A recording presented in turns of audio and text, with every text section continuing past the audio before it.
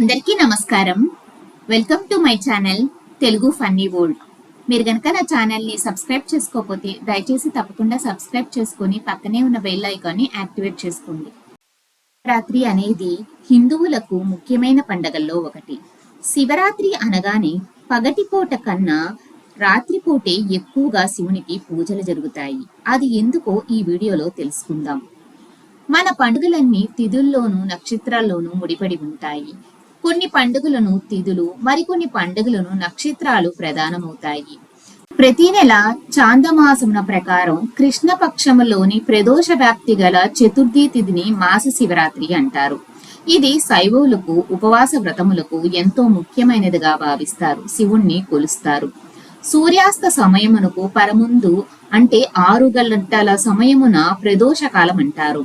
మాఘమాసంలోని కృష్ణపక్ష చతుర్థి అర్ధరాత్రి వ్యాప్తి చెంది ఉన్న రోజుని మహాశివరాత్రిగా పరిగణించబడుతుందని ధర్మసింధువు వంటి శాస్త్రగ్రంథాలు తెలుపుతున్నాయి. అమావాస్యకు ముందుగా వచ్చే కృష్ణపక్ష చతుర్థి నాడే శివరాత్రి జరుపుకోవాలని శాస్త్ర నియమాలు చెప్తున్నాయి. సంక్రాంతి పండుగ తర్వాత వచ్చే పండుగలలో ముఖ్యమైనది మహాశివరాత్రి. అన్ని పండుగలు పగటిపూట జరుపుకుంటే ఈ పండుగ మాత్రం రాత్రిపూట జరుపుకుంటాము. మహాశివరాత్రి రోజున అర్ధరాత్రి 12 గంటలకు జ్యోతి స్వరూపుడైన శివుడు లింగ రూపంలో దర్శనమిచ్చే పరమ పవిత్ర పర్వకాలం కాబట్టి శివుడి అనుగ్రహం కోసం రాత్రి మేలుకుని భక్తితో అభిషేకాలు, పూజనలు, భజనలు చేస్తారు. అందుచేతే శివరాత్రిగా పిలువబడుతుంది. ఇది హిందువులకు, ముఖ్యంగా శైవులకు అత్యంత పుణ్యప్రదమైన రోజు. మహాశివరాత్రిని హిందువులు ఎంతో గొప్పగా పర్వదినంగా జరుపుకుని శివుణ్ణి కొలిచి తరిస్తారు. శివరాత్రి రోజు ముఖ్యంగా పాటించాల్సిన 3 నియమాలు. 1. ఉపవాసం ఉండటం. రాత్రి జాగారం చేయటం. శివనామ స్మరణతో అభిషేకాలు చేయటం. శివుడు లింగోద్భవ మూర్తిగా అవతరించటానికి ఒక పురాణ కథ ఉంది. ఒకసారి బ్రహ్మ విష్ణువుల మధ్య మాట పెరిగి తమలో ఎవరు గొప్ప అని తేల్చుకోవాలనుకున్నారు. వీరిద్దరి మధ్య వాదన తారాస్థాయికి చేరింది. ఇద్దరిలో ఎవరూ తగ్గలేదు. ఇదంతా చూస్తున్న శివుడు వారికి తన శక్తిని చూపించాలని మాఘమాస చతుర్దశి నాడు ఇద్దరి మధ్య జ్యోతిర్లింగ రూపు దాల్చుతాడు. బ్రహ్మ విష్ణువులు లింగాకారంలో ఉన్న ఆ శివుని యొక్క ఆది అంతం తెలుసుకోవాలని విష్ణువు వరాహ రూపం ధరించి అడుగు భాగానికి వెతుకుతాడు. అదే విధంగా బ్రహ్మ హంస రూపాన్ని ధరించి ఆకాశమంతా తిరుగుతాడు.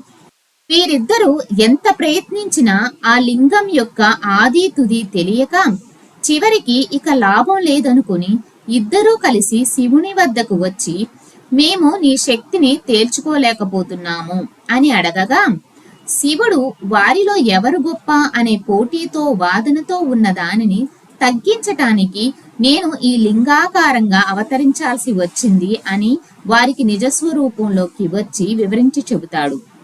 దీనితో బ్రహ్మ విష్ణువులు శివుని ఆధిక్యతను గ్రహించి పూజించి కీర్తిస్తారు. ఆ రోజునే మహాశివరాత్రి అయినదని పురాణ కథ చెబుతుంది.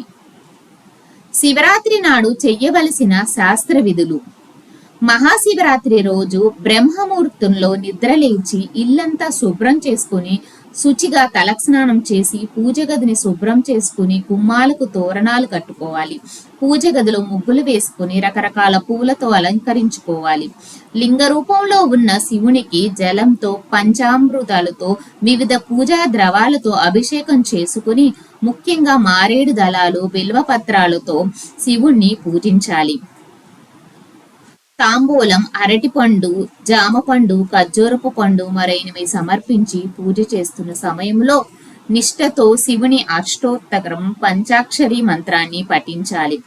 ప్రాతకాలం నుండి ఉదయం 9 గంటలలోపు అభిషేకాలు చేస్తే మంచి ఫలితాలు ఉంటాయి. శివరాత్రి రోజు అర్ధరాత్రి 12 గంటలకు లింగోద్భవ సమయం. ఈ సమయంలో శివుని అభిషేకిస్తే పునర్జన్మ ఉండదని ప్రతీతి. శివునికి అభిషేకం అంటే చాలా ఇష్టం. అందుకే అభిషేక ప్రియుడు అంటారు. భక్తితో నీళ్లతో అభిషేకం చేసిన భక్తులు భక్తికి స్వయంగా పొంగిపోతాడు. అందుకే శివునికి బోలాశంకరుడు అని పేరు. పూజకు భక్తి ప్రధానం అని అర్థం చేసుకోవాలి. సాయంత్రం 6 గంటల నుండి మరుసటి రోజు 6 గంటల వరకు భక్తి శ్రద్ధలతో శివనామాలను, శివపురాణము మొదలైనవి చదువుకుంటే విశేష శుభ ఫలితాలు పొందుతారు. మహాశివుడు మాతృవాత్సల్యం కలవాడు.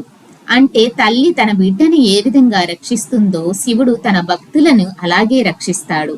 భక్తితో తనని వేడుకున్న వారిని భక్తికి పరవశించి కోరిన కోరికలను నెరవేరుస్తాడు. మహాశివరాత్రికి భక్తులు పగలంతా ఉపవాసం ఉండి రాత్రంతా జాగారం చేసి మరుసటి రోజు ఉదయం స్నానం చేసి మహా నైవేద్యంగా అన్నము కూరలు వండి దేవునికి నివేదన చూపించి తాము తినే కంటే ముందు ఆవుకు బియ్యము, తోటకూర, బెల్లము కలిపి గోమాతకు తినిపించి 3 ప్రదక్షిణాలు చేసి ఆ తర్వాత పేదవారికి అంటే ఆకలితో అలమటించిన వాళ్ళకి అన్నదానం చేయాలి. పశు పక్షాదులకు కూడా ఏదైనా అవి తినే ఆహారాన్ని, పదార్థాలని వాటికి తినిపించాలి. ఈ తంతు పూర్తి చేసిన తర్వాతనే తమ ఉపవాస దీక్ష విరమణ గావించుకున్నట్లయితే తప్పకుండా శివుని అనుగ్రహం కలుగుతుంది. సాక్షాత్తు పరమశివుడు తన భక్తుల బాధలను స్వీకరించటానికి భిక్షాటన చేస్తూ వారు చేసే దానాలను ఏదో ఒక రూపంలో వచ్చి భిక్ష తీసుకుని దానం చేసిన వారిని అనుగ్రహిస్తాడట. కనుక మహాశివరాత్రి రోజు శివుని తప్పకుండా ప్రార్థించి ఆయన యొక్క అనుగ్రహం మనందరికీ కలగాలని కోరుకుంటున్నాను. ఈ వీడియో కనుక మీకు నచ్చినట్లయితే నా ఛానల్ని తప్పకుండా సబ్స్క్రైబ్ చేసుకోండి. ఈ వీడియోకి లైక్ చేయండి. ఇలాంటి ఆధ్యాత్మిక వివరాల కోసం నా ఛానల్ని తప్పకుండా సబ్స్క్రైబ్ చేసుకోండి. ధన్యవాదాలు.